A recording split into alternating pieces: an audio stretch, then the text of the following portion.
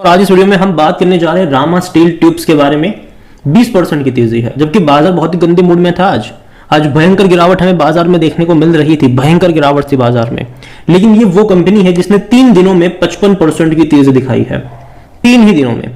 कल भी 20% की तेजी थी, आज भी 20% की तेजी है। उससे पहले भी अगर आप देखो तो 10% के आसपास की तेजी थी। तो यहां पर 3 दिनों के अंदर ये 50 से 55% की बेहतरीन रफ्तारी, 55% से भी ज्यादा की रफ्तारी दिखा चुका है। शानदार तेजी देखने को मिली है। बात करेंगे वीडियो में इसके बारे में, लेकिन उससे पहले अगर आपने अभी तक चैनल को सब्सक्राइब नहीं किया है तो प्लीज अभी इसे सब्सक्राइब कर लीजिए, क्योंकि आगे भी बहुत सारे वीडियोस हैं जो काफी ज्यादा हेल्प करेंगे। तो रामा स्टील ट्यूब्स बेहतरीन तेजी 3 दिनों में तेजी आई है, वरना उससे पहले अगर आप एक साल का ग्राफ देखोगे तो ये लगातार गिर रहा था। 15 रुपए से लगातार गिरा था। बीच बीच में अगर इसने अटेम्प्ट भी करे थे तेजी दिखाने के तो वो बहुत ही छोटे अटेम्प्ट थे, मतलब 10-12% की तेजी आती थी, 20-25 की भी आ गई थी, लेकिन बाद में हर बार वहां से वो गिरता था। और इस बार ये बहुत बड़ा मूव है। ऐसा मूव है कि पिछले कई महीनों की गिरावट इसने 3 दिनों में कंपनसेट कर दिया आपको। अगर आप 5 साल का ग्राफ देखोगे तो अब तो 2000% से भी ज्यादा का रिटर्न बनाकर दिया है। कोविड के टाइम पर ये आपको 20-22 पैसे पे मिल रहा था।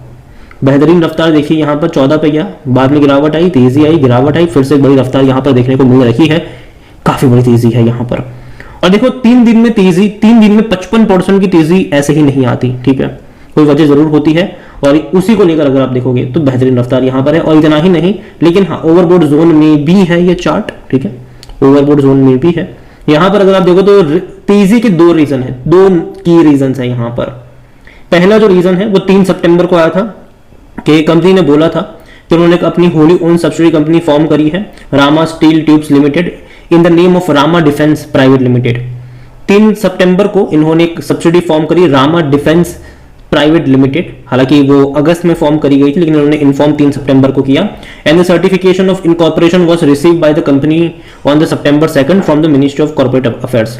तो यहाँ पर 2 सितंबर को भैया इनको जो है वो सर्टिफिकेट भी यहाँ पर मिल चुका है मिनिस्ट्री की तरफ से। और जो नई होली ऑन सब्सिडी होगी वो कौन सा बिजनेस करेगी? डिफेंस में बिजनेस रहेगा। डिफेंस इक्विपमेंट हो गए, आर्म्स हो गए, एम्यूनेशन हो गए, एक्सप्लोजिव एंड बाकी जो सिक्योरिटी हार्डवेयर होते हैं वो सारी ये बनाएगी। रामा स्टील की जो सब्सिडी कंपनी होगी वो बनाएगी। और इसी न्यूज के चलते रामा स्टील का जो शेयर था वो उसी टाइम 10 से 11% की तेजी दिखा देता है, ठीक है, 4 सितंबर को। अब खबर आती है 5 सितंबर को, जो 20% की तेजी आई। देखो इन्होंने डिफेंस में एंट्री कर ली, ठीक है, तेजी आ गई, एक नई सब्सिडी कंपनी बना ली। इन्होंने एक और सब्सिडी कंपनी यहां पर बनाई, और सॉरी इन्होंने जो ओनिक्स रिन्यूएबल एनर्जी थी उनके साथ इन्होंने हाथ मिलाया है to supply the steel structure and the single axis tracker होगा इनके सोलर प्रोजेक्ट के लिए, with plans to expand to the dual axis trackers in the futures. तो कंपनी यहां पर रिन्यूएबल सेक्टर में भी घुस रही है, ठीक है।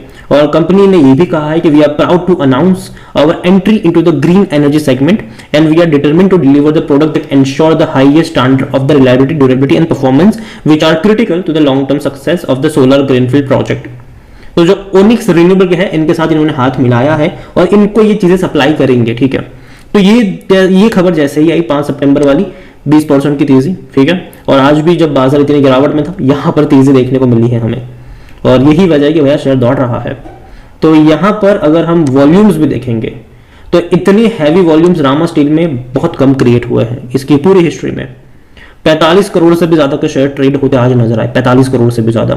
कंपनी का जो ऑल टाइम हाई है वो 16 पे मतलब 80 पैसे के आसपास है, और वो आज ही बना है, ठीक है, वो आज ही बना है। और इतना ही नहीं, मार्केट कैप इसका 2565 करोड़ के आसपास देखने को मिल रहा है। कंपनी के बारे में अगर हम देखें तो according to Moneycontrol user 71% लोग कह रहे खरीदारी करो, 14% लोग कह रहे यहाँ पर बेचो और भाग जाओ यहाँ से। इतना ही नहीं, अगर हम बात करें इस कंपनी में तो कुछ लास्ट ट्रांजैक्शन अगर आप देखोगे तो वो बिकवाली के थे, प्रमोटर के बिकवाली के ट्रांजैक्शन थे 10-10 रुपए पर, ठीक है, बिकवाली के थे। इवन 2023 में भी देखोगे तो बिकवाली के थे प्रमोटर की तरफ से, प्रमोटर बेच रहे हैं यहां पर। तो ये कुछ बैठ नहीं रहा। जब अगस्त में जब कंपनी 31 अगस्त को, जैसे कि हमने देखा कि डिफेंस में एंट्री कर रही थी, वो सब था इनको, और उसके 2 दिन बाद इनको लाइसेंस भी मिल गया, तो प्रमोटर ने इतनी भारी मात्रा में बिकवाली क्यों करी फिर? 27 अगस्त को अगर आप देखोगे तो एक नरेश कुमार बंसल है, प्रमोटर है, एक ऋषि बंसल है, इन्होंने इतनी भारी बिकवाली फिर करी क्यों फिर 27 अगस्त को? यहां पर अगर आप देखोगे तो 7 करोड़ शेयर बेचे थे उन्होंने, 7 करोड़, और जो ऋषि बंसल है उसने, और नरेश बंसल जो है उन्होंने भी तकरीबन 6 करोड़ शेयर बेचे हैं यहां पर। तो बिकवाली तो भारी मात्रा में करी है। तो ये थोड़ी सी चीजें यहाँ पर ऐड नहीं हो रही है। जहां तक डिविडेंड देखें तो इसने 2022 में पे करा था पहली बार 50 पैसा पर शेयर का डिविडेंड, और इनके रेवेन्यू भी काफी इंटरेस्टिंग है। देखो पहले रेवेन्यू इनके बढ़ते नजर आए 2023 तक, 24 में घट गया रेवेन्यू। सेम चीज अगर आप प्रॉफिट को लेकर देखो तो प्रॉफिट हालांकि चलो ठीक ठाक है यहाँ पर, लेकिन कोई ग्रोथ नहीं है पिछले 2 फाइनेंशियल ईयर में। अगर हम वैल्यूएशन के बारे में देखेंगे इसके तो 74 का पी है, जो कि किसी भी तरीके से हजम होने वाला पी नहीं है, महंगा है ये। सेक्टर पी 51 का है। कोई भी एनालिस्ट खरीदारी की बात नहीं कर रहा है। फाइनेंशियल्स अगर इनके क्वार्टर क्वार्टर भी अगर आप देखो तो क्लियर पिक्चर पता चल पाएगा कि लास्ट क्वार्टर के नंबर जो थे वो उतने भी एक्साइटिंग नहीं थे। 217 करोड़ का इनका रेवेन्यू था जरूर, और जो प्रॉफिट था वो 6.5 करोड़ का रहा, जबकि इससे पहले के क्वार्टर में 7 करोड़ और 9 करोड़ तक के भी प्रॉफिट ही दिखा चुके थे। तो कम प्रॉफिट था। इवन पिछले साल के 314 करोड़ के मुकाबले भी प्रॉफिट, इनका रेवेन्यू बहुत कम रहा। तो रेवेन्यू उतना खास नहीं है। इवन अगर आप देखो तो रेवेन्यू कम हुआ है कि मतलब 2022 में देखो तो 350 करोड़ तक के इनके रेवेन्यू हुआ करते थे, तो ये घटे हैं रेवेन्यू। और प्रॉफिट अगर आप देखो तो 11 करोड़ तक के प्रॉफिट्स भी थे, वो भी घट के थोड़े बहुत कम ही हुए हैं यहाँ पर। तो नंबर उतना एक्साइटिंग नहीं है। जो तेजी आई है वो न्यूज के चलते हैं कि भैया कंपनी जो है उन्होंने जो रिन्यूएबल कंपनी है उनके साथ इन्होंने हाथ मिलाया है। दूसरी बात यहाँ पर यह है कि कंपनी डिफेंस में एंटर कर रही है। जहां तक शेयर होल्डिंग के बारे में देखें तो प्रमोटर की होल्डिंग 56.33% की है। इंस्टीट्यूशन यहाँ पर है नहीं, म्यूचुअल फंड के पास कुछ भी नहीं है, डोमेस्टिक के पास भी कुछ भी नहीं है, एफआई 0.05% पर लेकर बैठे हुए हैं। और अगर आप देखोगे तो प्रमोटर की जो होल्डिंग है वो थोड़ी बहुत कम हो रही है। और इवन जब अपडेट होगा नेक्स्ट क्वार्टर, क्योंकि अगस्त में बड़ी बिकवाली प्रमोटर ने करी है, तो जब नेक्स्ट क्वार्टर का शेयर होल्डिंग पैटर्न अपडेट होगा तो आपको पता चलेगा कि प्रमोटर ने बिकवाली के जो रिटेल इन्वेस्टर है वो जम के खरीदारी कर रहे हैं। 24.48% की होल्डिंग जून तक की है इनकी, जो रिटेल इन्वेस्टर है यहाँ पर उनकी। अदर पार्टीज के पास 19.14% का स्टेक है। जहां तक अगर आप देखोगे तो पिछले कुछ क्वार्टर में यहाँ पर सिर्फ और सिर्फ रिटेल इन्वेस्टर ही खरीद रहा है। सितंबर से लेकर जून का अगर आप नंबर देखोगे तो 13.53% की होल्डिंग जो थी रिटेल इन्वेस्टर की, वो ही बढ़ के यहाँ पर 24.48 पर हुई है। तो रिटेल इन्वेस्टर ने ही ज्यादातर यहाँ पर क्वांटिटी खरीदी है, अदर पार्टीज में बिकवाली हुई है यहाँ पर।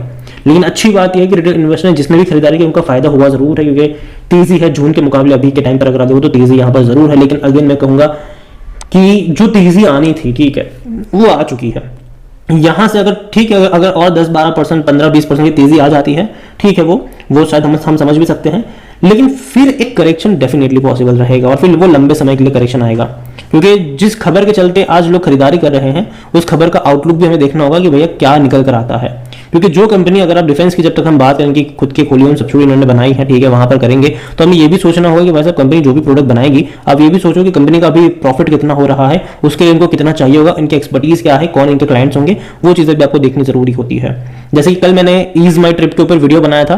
कल एक बहुत बड़ी तेजी आई थी ईज माई ट्रिप पर जब इन्होंने अनाउंसमेंट करा था कि भैया वो इलेक्ट्रिक बस बनाने वाले हैं। और मैंने कहा था कि इस बात का कोई तुक ही नहीं बन रहा है कि कंपनी इलेक्ट्रिक अगर बस बनाती भी है ठीक है तो उनसे खरीदेगा कौन। और दूसरी बात यहाँ पर यह भी है कि कितना सारा पैसा जाएगा और इनकी एक्सपर्टीज क्या है वहां पर, और इतने रेवेन्यू कंपनी कर भी रही है कि नहीं। और कल काफी ज्यादा नेगेटिव कमेंट्स भी आए थे उस वीडियो के ऊपर। कुछ लोग कह रहे थे कि 50 पे जाएगा, 80 पे जाएगा, 90 पे जाएगा। आज गिरावट हमें देखने को मिली है ईज माई ट्रिप में भी। तो यहां पर भी मुझे लगता है कि ऑलरेडी जो तेजी आई थी वो आ चुकी है। यहां से अगर ठीक है अगर और 15-20% की तेजी आ जाती है ठीक है, लेकिन उसके बाद जब गिरावट शुरू होगी फिर निकलने का तक का भी मौका नहीं मिलेगा। तो थोड़ा सा संभल के रहिएगा ऐसी कंपनी में जब इस तरीके की तेजी आती है खबरों के आधार पर। क्योंकि अभी अगर आप देखो कंपनी कहती है कि भैया हम डिफेंस में जा रहे हैं ठीक, एक्सपर्टीज क्या है, क्या सिनारियो है, वो भी देखना जरूरी रहेगा। क्लाइंट्स कैसे होंगे, इवन कंपनी क्वार्टरली उतना प्रॉफिट कर रही कि नहीं, क्योंकि उतना इन्वेस्ट कर पाएगी उस कंपनी में, वो भी देखो। यहाँ पर प्रमोटर बेच रहा है ठीक है, जब इतना अच्छा था प्रमोटर ने बेचा क्यों फिर अगस्त में, इतनी बड़ी भर के क्वांटिटी प्रमोटर ने बेची क्यों फिर। तो ये भी चीजें यहाँ पर सवाल खड़ा करती है। और मैं इतना ही कहूंगा कि भाई साहब ठीक है जल्दबाजी मत करिएगा यहाँ पर। अगेन ये मेरा पर्सनल ओपिनियन है, बाकी मर्जी आपकी है। वीडियो को यहीं पे एंड करता हूँ। पसंद आया हो तो लाइक करो, शेयर करो, चैनल पर पहली बार तो प्लीज सब्सक्राइब करो। रामा स्टील के बारे में क्या सोचते हैं वो